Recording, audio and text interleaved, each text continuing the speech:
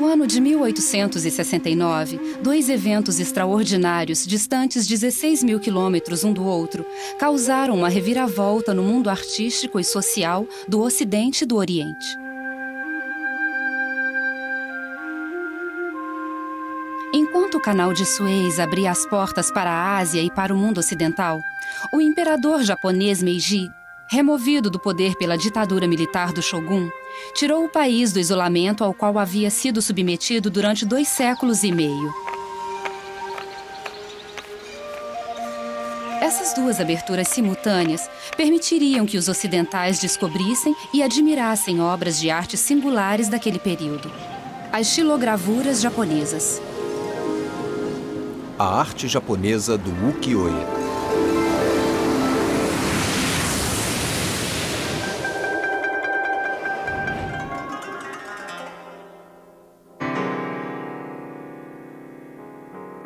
Vincent van Gogh, um dos maiores gênios da pintura moderna ocidental, entendeu a profundidade do conceito artístico japonês.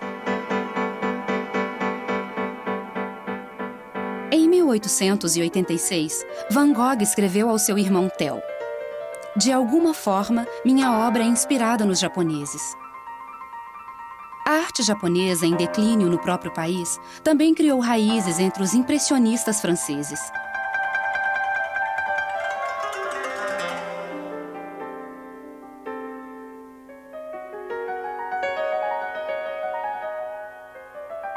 Mais tarde, ao observar a paisagem nevada do sul da França, Van Gogh escreveu: "E a paisagem nevada com seus picos nevados, tal qual o céu brilhante como neve, parecia as paisagens de inverno construídas pelos japoneses."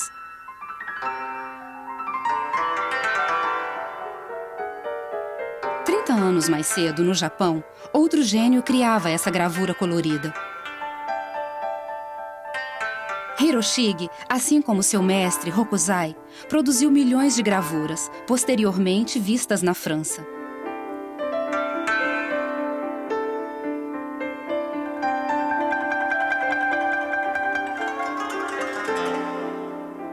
A gravura japonesa, uma arte nova, influenciou grandes artistas revolucionários, desde Van Gogh até os impressionistas.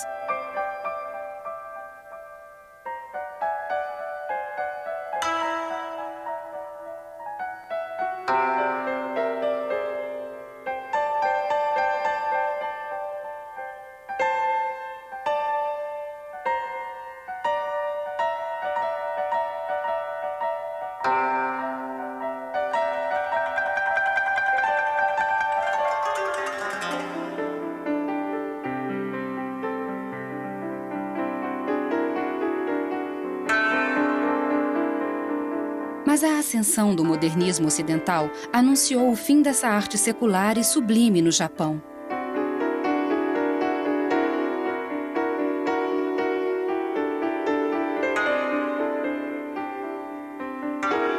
Sem terem tido contato, sem nem mesmo saber da existência uns dos outros, os criadores das gravuras japonesas e os pintores vanguardistas franceses do século XIX compartilhavam as mesmas aspirações artísticas.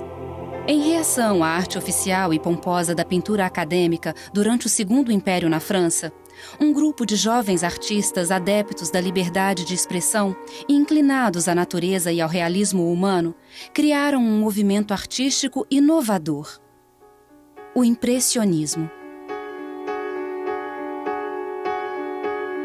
Eles se recusaram a adotar as regras e os códigos rigorosos impostos a quem desejava seguir carreira na pintura tradicional. A imitação de obras grandiloquentes da antiguidade não lhes interessava. Eles odiavam os imensos quadros mitológicos cujos temas se distanciavam muito das preocupações do cotidiano moderno. Eles queriam pintar e expressar a beleza natural e simples dos espaços e das pessoas ao seu redor.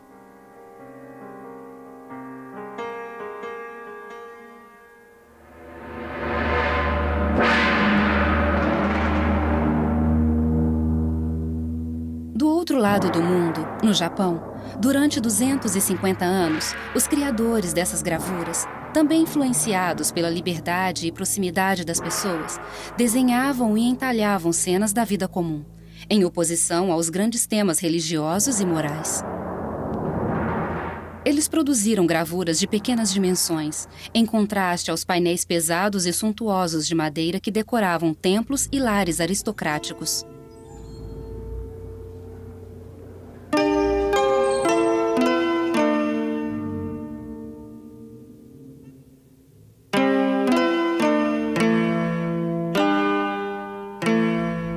Em resposta a essas pinturas vastas, escuras e carregadas, os artistas alternativos da Europa e do Japão criaram formatos coloridos e acessíveis a todos. Cores e formas puras e simples se tornaram elementos fundamentais em seus trabalhos.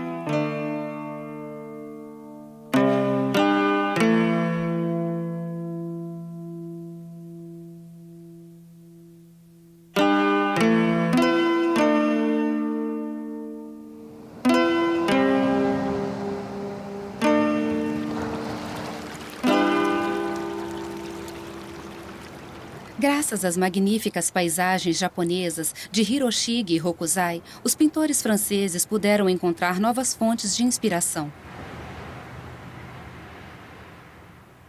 Flores, árvores e a extravagância da natureza se tornaram temas da nova pintura, especialmente entre os impressionistas.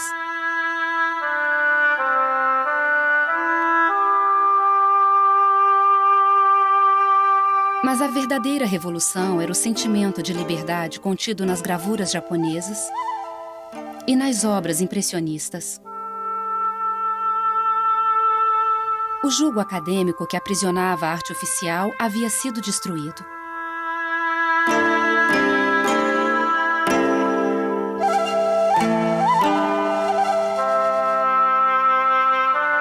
Eles tinham as mesmas preocupações humanas e artísticas. Pintar a alegria e a realidade, se aproximando ao máximo das pessoas.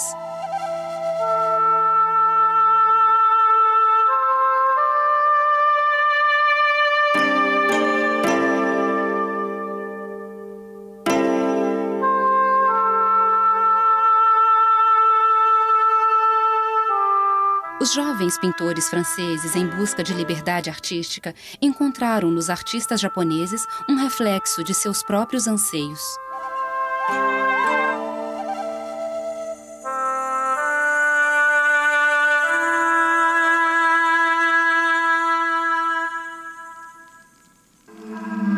No Japão, essa revolução artística havia nascido 250 anos antes.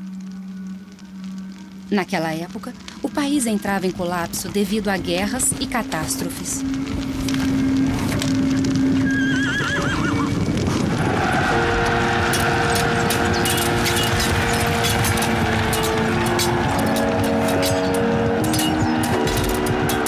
Enfrentando a fome, grandes incêndios e a implacável ditadura do Shogun Tokugawa, o povo encontrou refúgio na diversão e no ócio.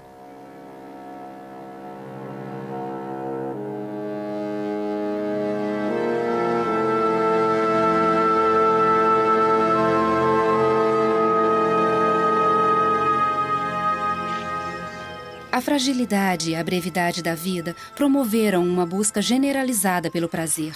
A população se entregou à moda, às festividades e aos deleites efêmeros. Uma espécie de dolce vita ao estilo japonês. O povo precisava de momentos de descontração para encarar o sofrimento que o oprimia. A sensualidade, naturalmente, desempenhou seu papel. O amor e os prazeres eróticos, a contemplação da natureza, alegrias simples e infantis. O entretenimento cultural, o teatro, a música e a dança conduziram o surgimento de um singular movimento artístico e social. O ukiyo, o mundo flutuante, que tem nas gravuras japonesas seu exemplo mais esplendoroso. Gravuras que ilustravam a vida e os costumes do Japão nos séculos 17 e 19.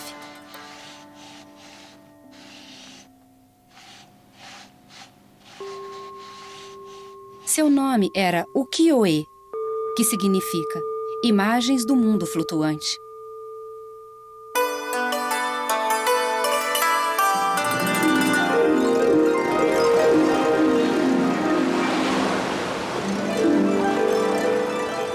Esta manifestação típica não sofreu influências externas, pois as autoridades japonesas fecharam as fronteiras do país para evitar a ação nociva dos ocidentais naquela época.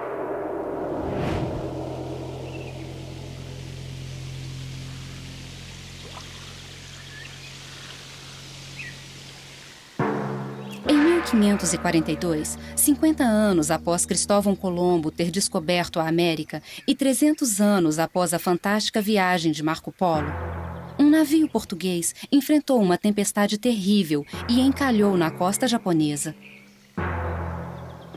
Era o primeiro contato entre o Japão e o Ocidente.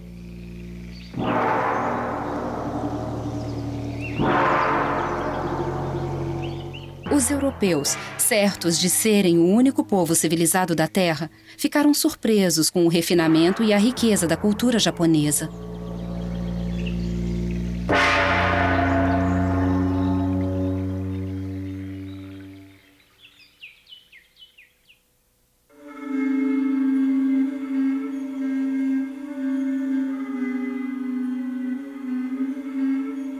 Como não havia uma grande potência central no Extremo Oriente, e sim diversas pequenas províncias que viviam guerreando entre si, os comerciantes portugueses conquistaram gradualmente a confiança dos governantes locais, criando um invejável império comercial.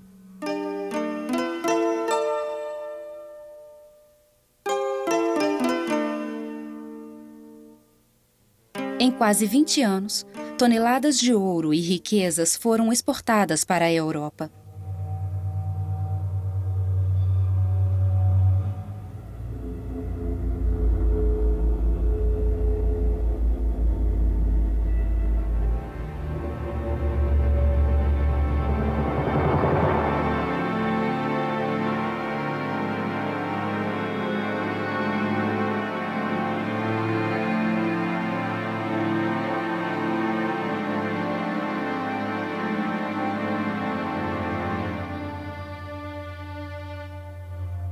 Mas a feroz concorrência entre os países daria um fim às relações entre Japão e Europa.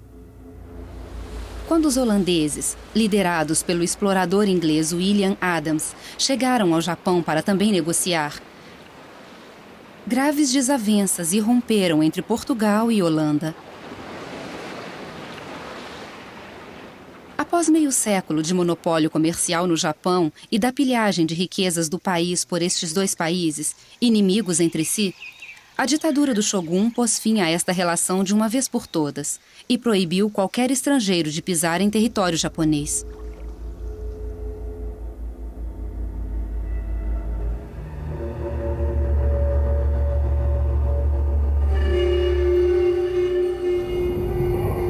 Por sua vez, os japoneses não tinham liberdade para deixar o país natal. E uma cortina de ferro impenetrável passou a cercar a terra do sol nascente, impedindo qualquer contato com o exterior. O Japão se vingava dos anos de pilhagem estrangeira e só viria a abrir suas portas novamente 2 séculos mais tarde.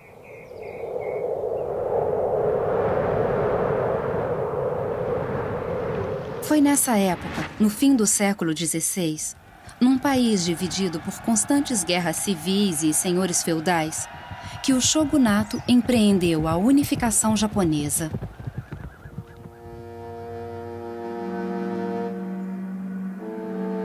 E um longo período de paz foi estabelecido no Japão, que duraria quase 300 anos. O imperador, ainda uma figura respeitada, permaneceu em seu palácio em Kyoto enquanto os chefes militares e sua comitiva decidiram deixar a capital. O shogun decidiu se fixar em Edo, uma nova cidade litorânea que mais tarde, no século XX, viria a se tornar a cidade de Tóquio.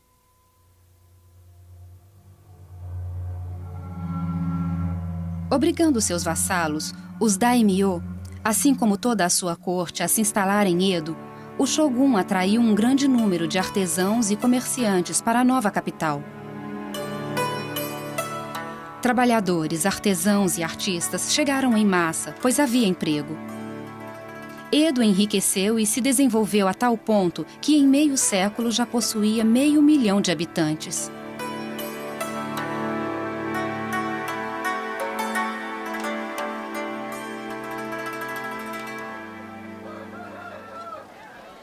Surgia a classe média. Enriquecendo a cada dia, ela logo superou a nobreza em luxo e riqueza. Mas o shogun se recusou a aceitar a importância dessa próspera burguesia. E a classe foi banida de qualquer tipo de participação política.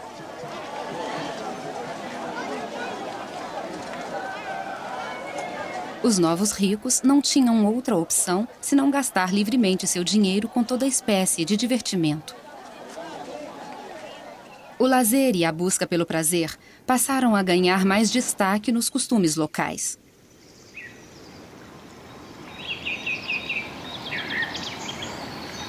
Foi então que os artistas criadores do ukiyo-e, as imagens do mundo flutuante, surgiram em cena. Eles haviam compreendido perfeitamente o espírito que tomava a atmosfera da nova cidade.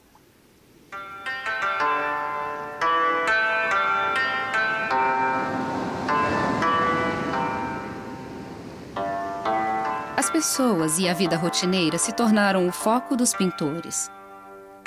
Eles agora estavam a serviço dos compatriotas com quem compartilhavam a vida. Em sua arte, personagens trabalham no campo ou nos barcos.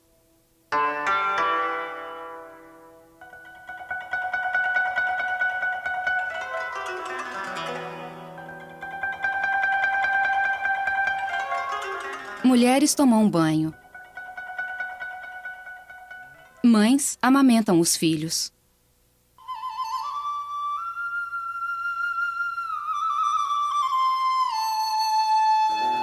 As mulheres, às vezes, aparecem seminuas em situações bastante naturais.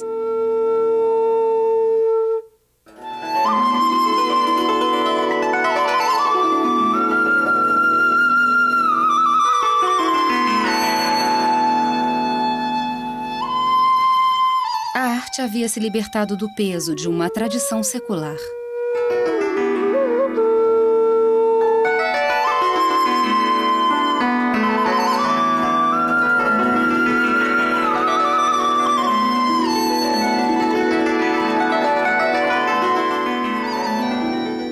Imagens de uma vida descontraída associada aos prazeres efêmeros refletiam o estilo de vida burguês de Edo.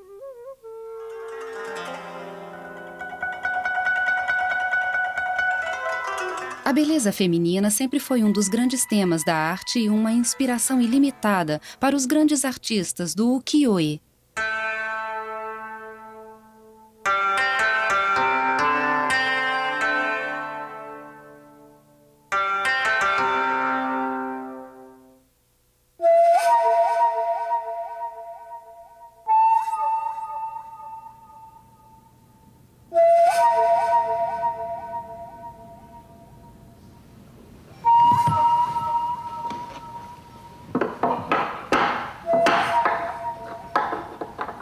Para atingir o máximo de pessoas e reduzir o preço das obras de arte, os artistas do mundo flutuante usavam a técnica de impressão com a madeira entalhada, a xilografia. Assim podiam reproduzir inúmeras vezes seus desenhos. O artista desenha sua obra em papel de arroz, que é levemente transparente. Depois, a folha é virada de cabeça para baixo e colada num bloco de madeira com a mesma dimensão da imagem. Geralmente, utiliza-se madeira da cerejeira ou da cerejeira selvagem. Ela é cuidadosamente preparada e perfeitamente lisa. O artista remove a parte superior do papel, deixando apenas a tinta do desenho que passou para a tábua.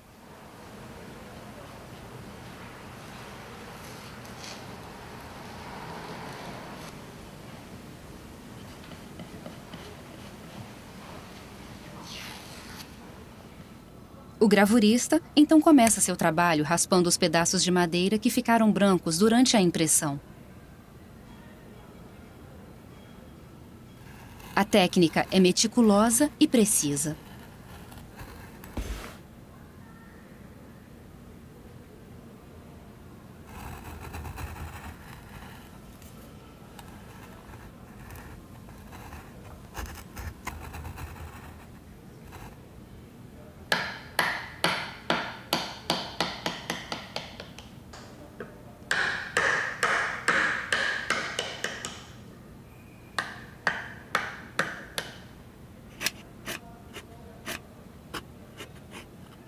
É a precisão do corte que proporciona a delicadeza dos traços. Eles precisam se assemelhar ao máximo ao desenho original. Quando a tinta é aplicada à madeira, somente as partes em relevo recebem as cores. Um bloco de madeira distinto é necessário para cada cor utilizada no desenho. O resultado é obtido imprimindo cada cor uma após a outra em aplicações sucessivas. Cada cor corresponde a uma tábua esculpida.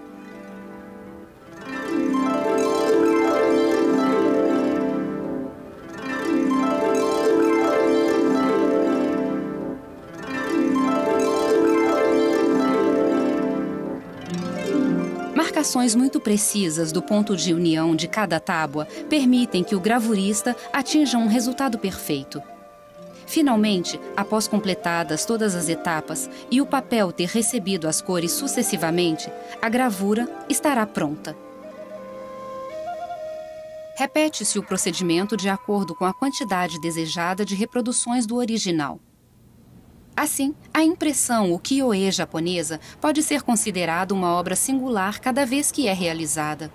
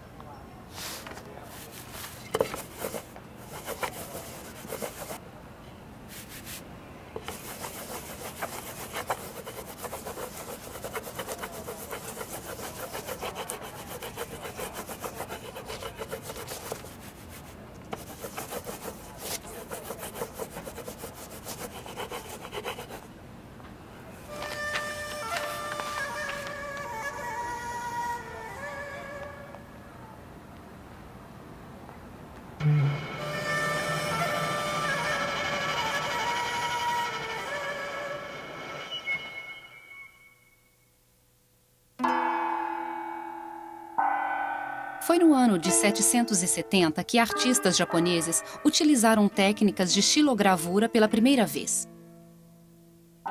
Na época, foram apenas criadas impressões monocromáticas com temas budistas importados dos chineses, que já conheciam a xilogravura havia mais de um século. Somente 900 anos depois, nasceram as impressões japonesas, puramente artísticas, com o ukiyo-e.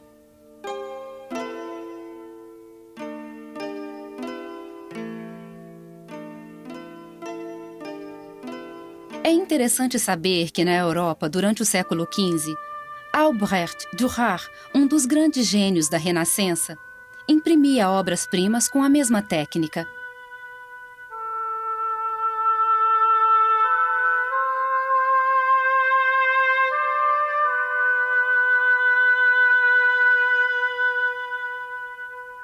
No início do século XVII, Moronobu criou as primeiras gravuras em folhas separadas, quando as gravuras eram usadas prioritariamente para ilustrar livros. O artista rapidamente aprendeu que, com o espírito do mundo flutuante que começava a reinar entre a população da nova cidade, pequenos formatos de fácil acesso eram os mais populares.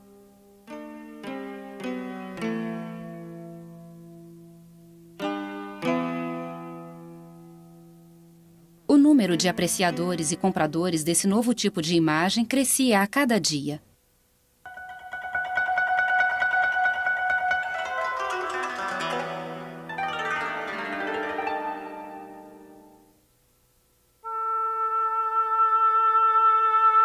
Então, Então era completamente natural que começassem a surgir imagens eróticas de casais fazendo amor.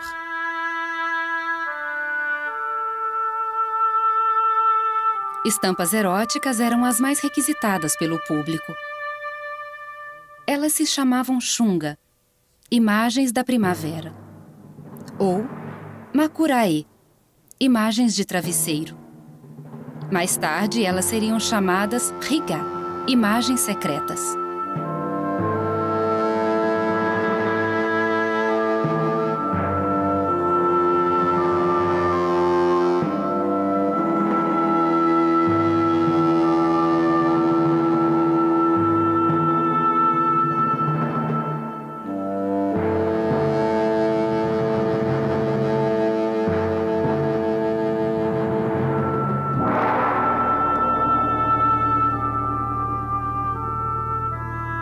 Em 1896, o famoso escritor francês Edmond de Goncourt afirmou o seguinte a respeito da gravura do brilhante Hokusai, Mulher Tomada por um Polvo.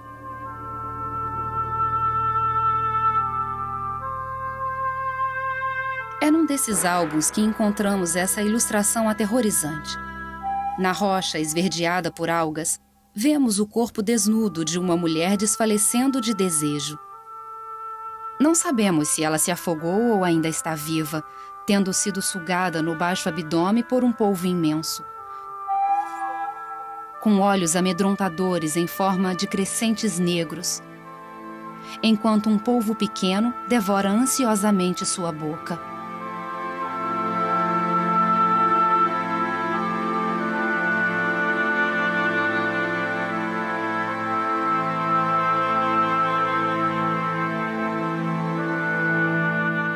Apesar da censura, gravuras eram feitas e vendidas em segredo. A partir de então, elas se tornaram cada vez mais excêntricas e sofisticadas. A fineza e a elegância dos traços, a delicadeza das cores e das formas e a sensualidade das personagens atingiram novos patamares de refinamento. Essas imagens eróticas descrevem o ato sexual com total franqueza. As gravuras eram tão populares que eram vendidas abertamente em lojas. Mas em 1772, o governo proibiu a venda de gravuras eróticas.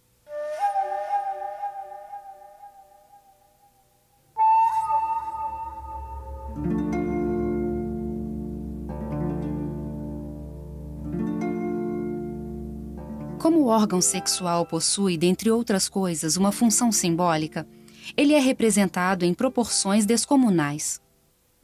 É interessante saber que na Europa, há mais de 2000 anos, o deus Príapo era uma figura com um enorme pênis ereto. Filho de Afrodite, a deusa do amor, e de Dionísio, o deus do vinho e da arte, Príapo era o deus da fertilidade.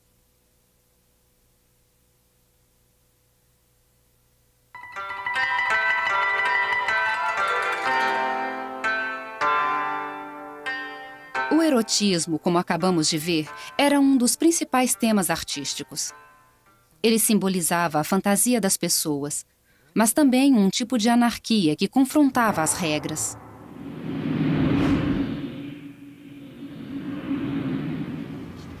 Foi com esse mesmo espírito, novamente em reação aos antigos valores morais, que surgiu o teatro kabuki.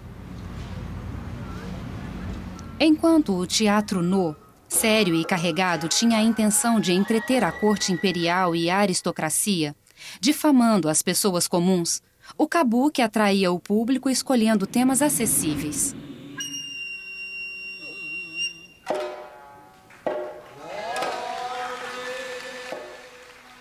Inicialmente, ele era uma exibição com conotações sexuais. Mas então o kabuki se tornou uma arte dramática que misturava diversos estilos teatrais, combinando teatro clássico com dança, folclore, temas religiosos, a grande tradição guerreira e shows de marionetes.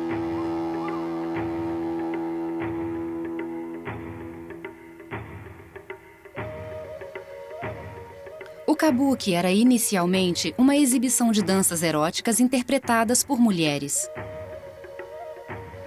Prostitutas talentosas que perceberam como se beneficiar do sucesso desse entretenimento erótico organizavam exibições em todo o país.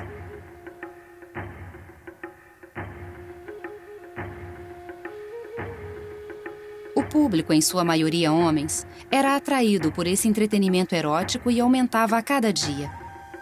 Alguns mais esquentados brigavam entre si na tentativa de ficar com as moças. As autoridades, então, decidiram proibir mulheres de atuarem e as substituíram por garotos adolescentes. Infelizmente, a medida não freou a excitação do público, e os jovens garotos, por sua vez, se tornaram prostitutos.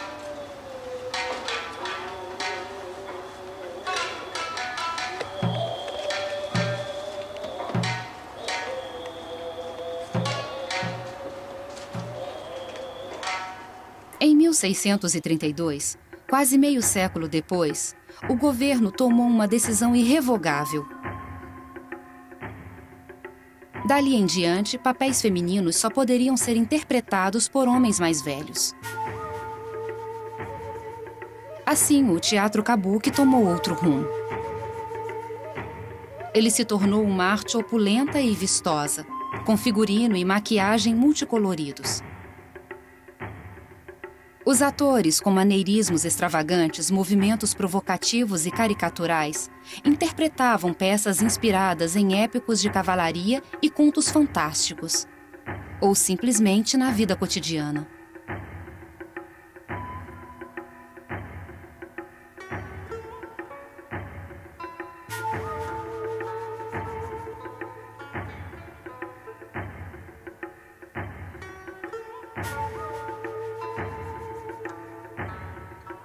Esses excepcionais atores, que interpretavam papéis femininos transformando o corpo com pó de arroz, batom vermelho, perucas, olhos redesenhados, roupas, gestuais femininos e inclusive alterando a voz, tinham tanto carisma que os artistas também sucumbiram ao charme deles.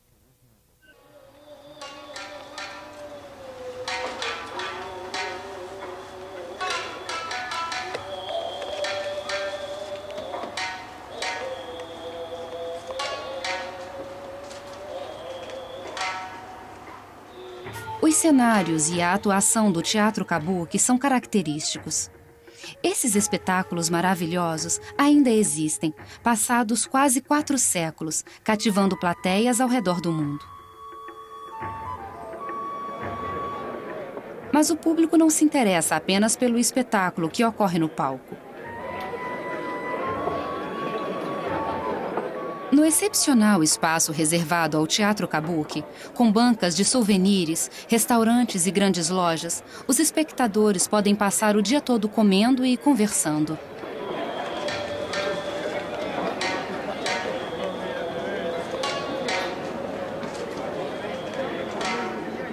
A atmosfera na sala é geralmente bem intensa, e brigas são uma constante.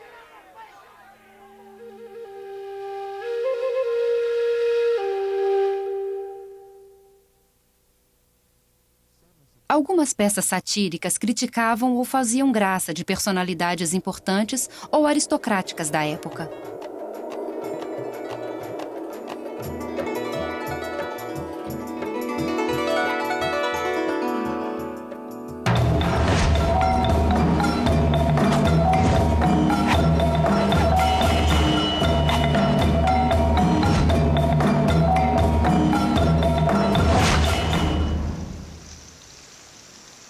Foi ali, em meio ao bambuzal, que surgiram as estufas onde viviam as cortesãs. Era lógico que, não muito longe dos teatros kabuki, houvesse zonas de prostituição chamadas Yoshimara.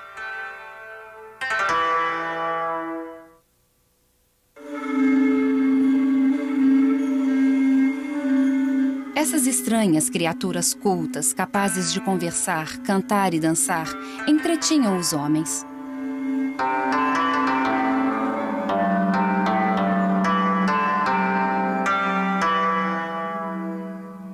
Mais conhecidas como geishas, essas cortesãs não eram prostitutas.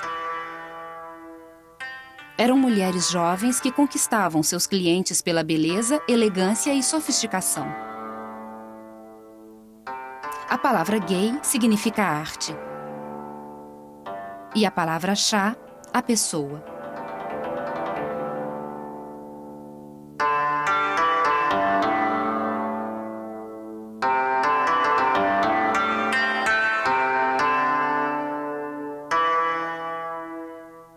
Elas tinham como objetivo levar homens ao êxtase através da poesia da sua linguagem, do encanto de canções e danças e da suntuosidade de suas exibições.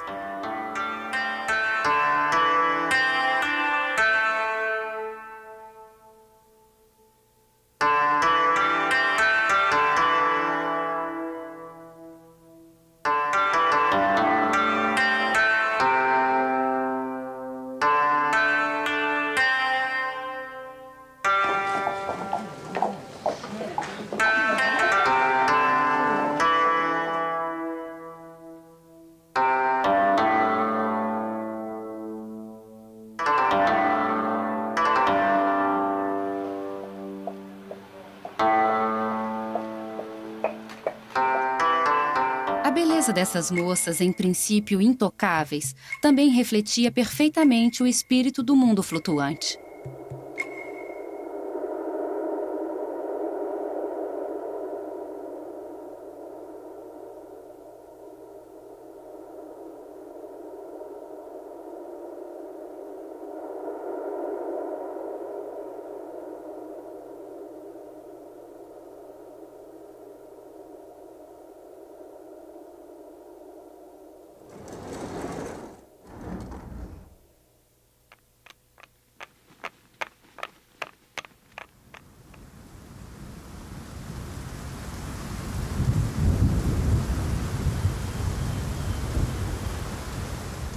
O conceito efêmero do mundo flutuante não simbolizava apenas a curta duração da vida humana, mas também da natureza.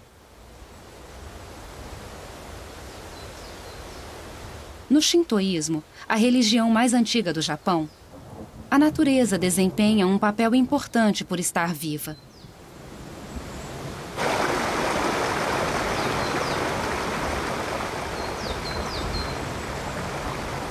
Toda a criação da Terra tem uma alma.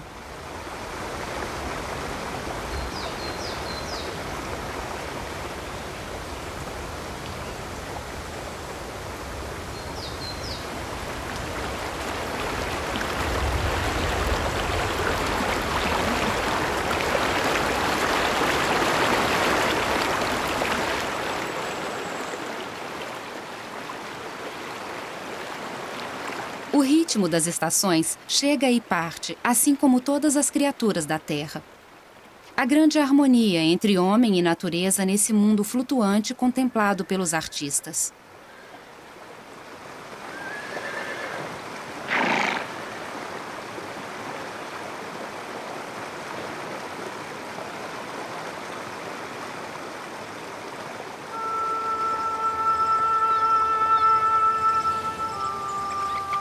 Enquanto nas gravuras primitivas, montes, árvores e rios serviam apenas como pano de fundo para retratos, com Hokusai, a paisagem passou a ser um tema em si. O Monte Fuji se tornou, nos corações japoneses, o símbolo da nação.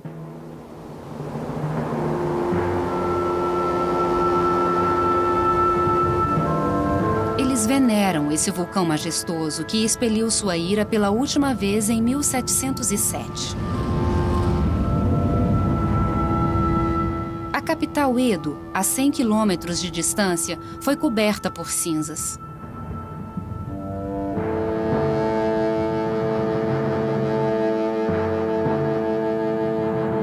Segundo a religião shintoísta, uma divindade, a princesa Sakuya, mora ali. Ela tem o poder de fazer florescer as plantas. Então, para evitar seu ciúme, as mulheres foram proibidas de subir o Monte Fuji até o fim da Era Edo, em 1872.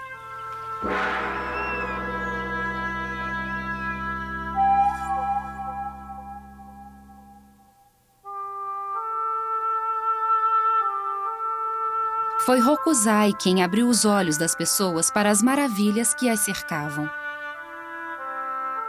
Se esse pintor louco e velho transformou paisagens em temas ao dar vida a elas, seu filho espiritual Hiroshige transformou-as em poesia.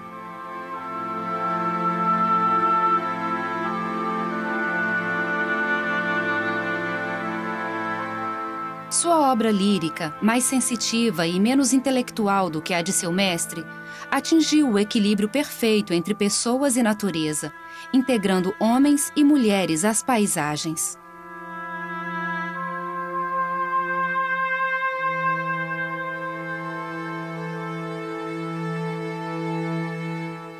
Provavelmente, graças a essas obras-primas, os japoneses têm tanta paixão pela natureza que os cerca.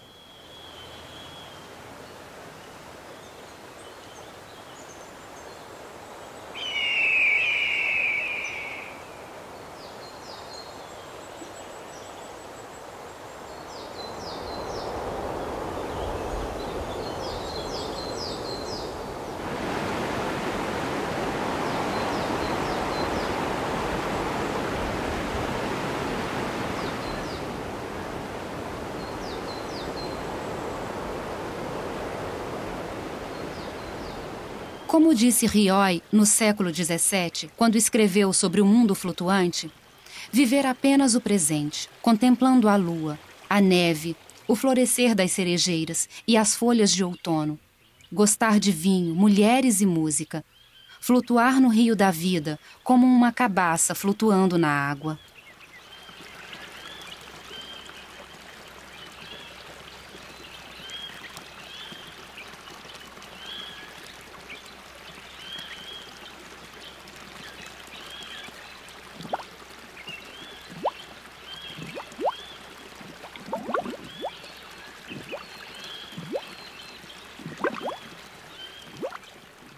Foi nessa mesma época que as irezumi, tradicionais tatuagens japonesas, surgiram pela primeira vez.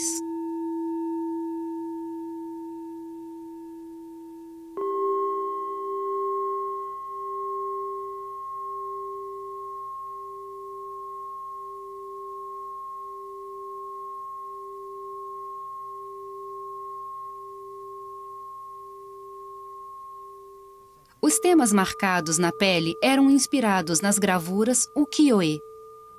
Os tatuadores eram antigos gravuristas e desenhistas de gravuras.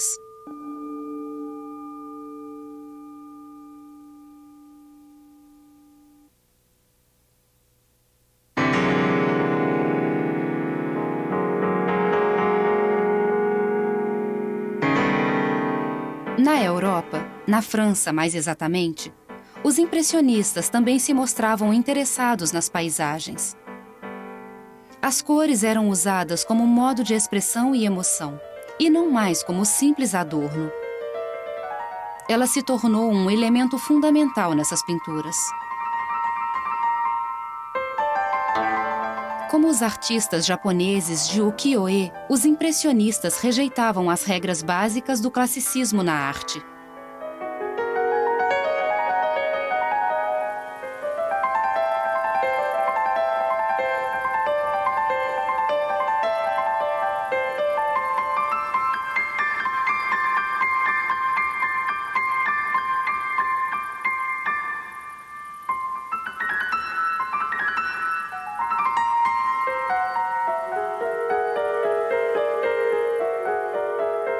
Tudo isso abriu espaço para cores vivas e uniformes. Ou temas livres, sem tabus e próximos às pessoas, como haviam feito os artistas japoneses dos séculos anteriores.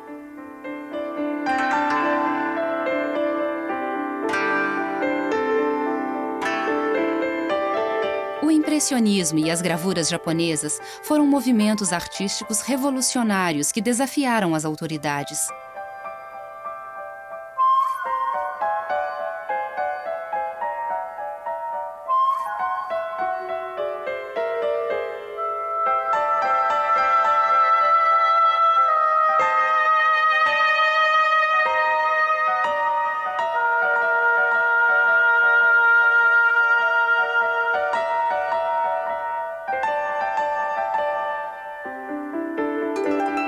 Como se por coincidência, quando o Ocidente começou a admirar as gravuras japonesas, a França viveu seus anos de felicidade, descontração e joie de vivre.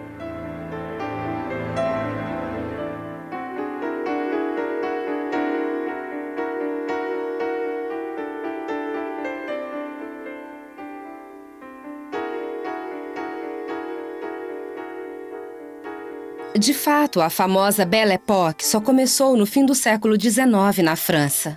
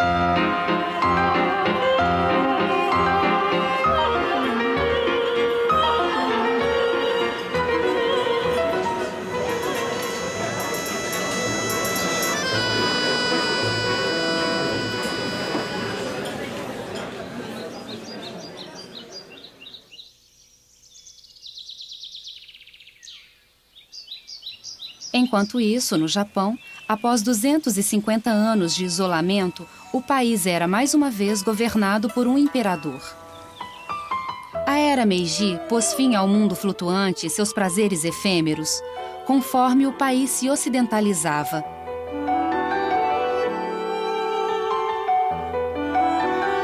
Mas do outro lado do mundo, Paris assumiu a tradição. Como uma última homenagem do Ocidente ao Oriente, a França fez prolongar mais um pouco esse período de descontração e felicidade.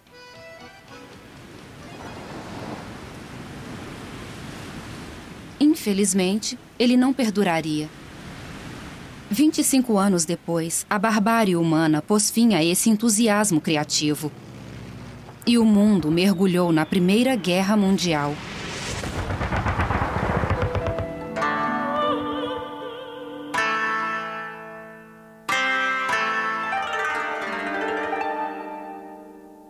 Apesar do ukiyo japonês e da Belle Époque francesa não terem sido um paraíso para todos, os problemas cotidianos foram esquecidos.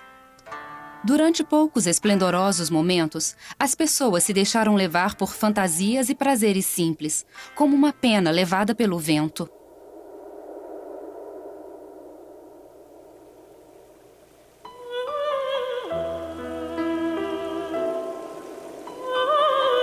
Hoje, as gravuras japonesas, como as pinturas de Van Gogh e dos impressionistas, se tornaram grandes clássicos e fazem parte da herança artística mundial.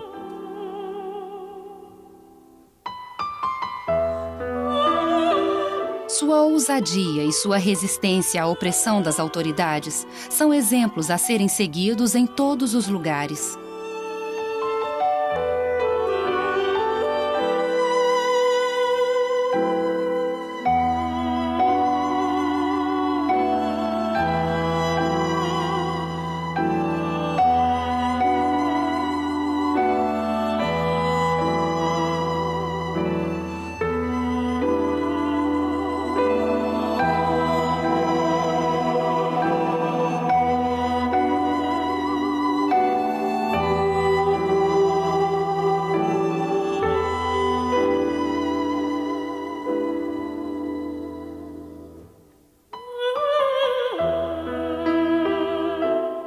Versão brasileira, Bravo Studios. Distribuição, Sinapse.